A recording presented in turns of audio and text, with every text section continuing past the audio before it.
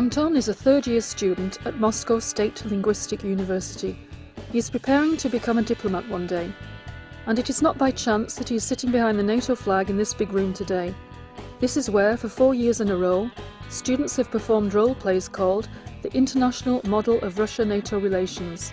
Last time it was Anton who played the role of NATO Secretary General. It was a great experience for me and I enjoyed it.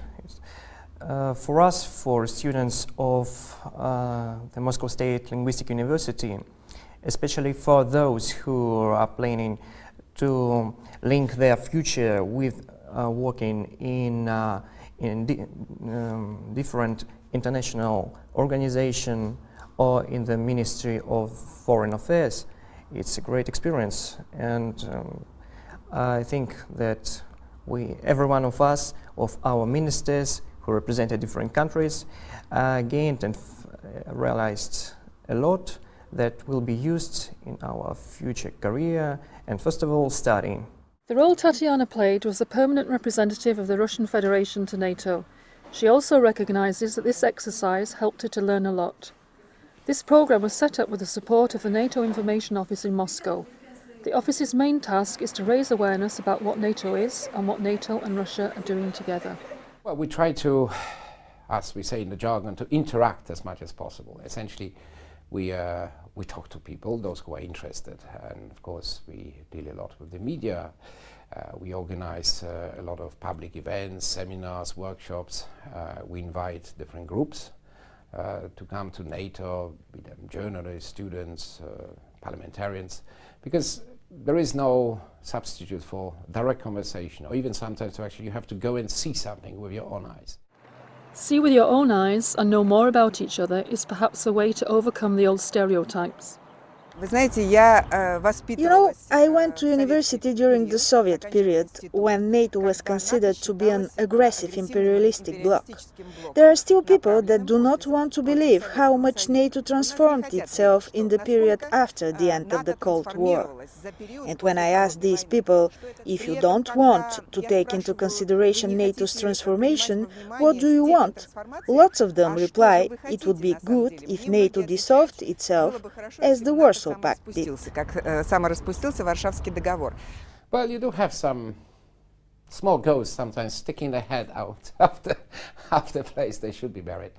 And I think these ghosts are basically some old stereotypes, because as always in life, whether it's about relationship, partnership between NATO and Russia, or even relation between people, it always starts here, right? It's people have to be convinced that they trust each other, and I think there's so many very good reasons. Fighting common threats was one of these very good reasons. It was in the wake of the attacks against the World Trade Center in New York that NATO and Russia set up a common action plan on terrorism in the framework of the establishment in 2002 of the NATO-Russia Council. Since then, the militaries of both sides have participated together in Operation Active Endeavour, focused on detecting and deterring terrorist activity in the Mediterranean. A cooperative airspace initiative system was developed, aiming to foster cooperation on airspace surveillance and air traffic coordination. And NATO and Russian experts are working on a series of other common projects based on common interests. The lessons learned from 9/11 show that terrorism needs a consolidated reaction. We can't fight alone against terrorism. We have to join our potential and our efforts. Progress has been made, despite the existence of challenges and issues of disagreement.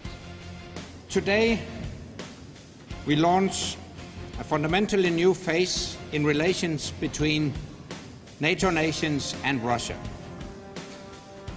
Today, we help not only bury the ghosts of the past that have haunted us for too long, we exorcise them. The NATO nations and Russia have today agreed in writing that while we face many security challenges, we pose no threat to each other. That alone draws a clear line between the past and the future of NATO-Russia relations. Это очень важный этап в выстраивании This is a very important stage of building meaningful, full-fledged partnership relations between Russia and NATO. The declaration on the outcome of today's meeting spells out our desire to develop strategic partnership. These are not incidental remarks. They mean we are overcoming the difficulties of the recent past. Neither side, of course, has illusions that disagreements and the old-fashioned stereotypes will disappear overnight. I think there is no magical formula, but the more we discuss things, the more we have a chance really to find out what is it that we really worry about, because frankly, we should not be worrying about each other. We have enough on our plates to work together and solve the problems, because, put it simply, Russia and NATO can make a difference, and very often we do. For Anton and Tatyana, who make efforts to learn and understand NATO-Russia relations, the answers are pretty obvious. I think that we should cooperate together just to solve different problems like missile defense and drugs and terrorist attacks and so on, you know. Career diplomats are hopeful. I think we have a chance once again. We had such chances in the past. We have a chance once again to really take a big step forward in NATO-Russia relations after the Lisbon summit in particular. And I really hope that we will use this opportunity to fill the relationship with substance. And substance for me means military-to-military cooperation, first of all, making sure that our Russian partners participate in as many programs as possible. Russian senators who visited NATO HQ this spring for the first time since 2003 consider that their presence in Brussels is in itself a step forward in the bilateral relations. I would say that interparliamentary contacts are the first step in the right direction. The second step would be on the level of NGOs, and the third step would be the involvement of civil society in finding solutions to questions related to security. I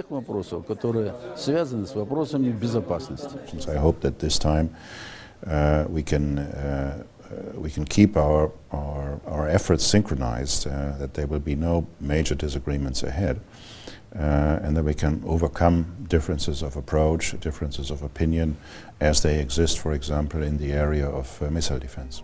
The story on NATO-Russia relations is to be continued. How? The future will show. In the meantime, Anton and Tatyana are preparing themselves to be part of this future.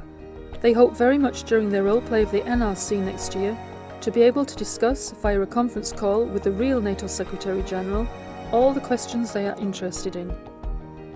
This is NATO Channel reporting from Moscow.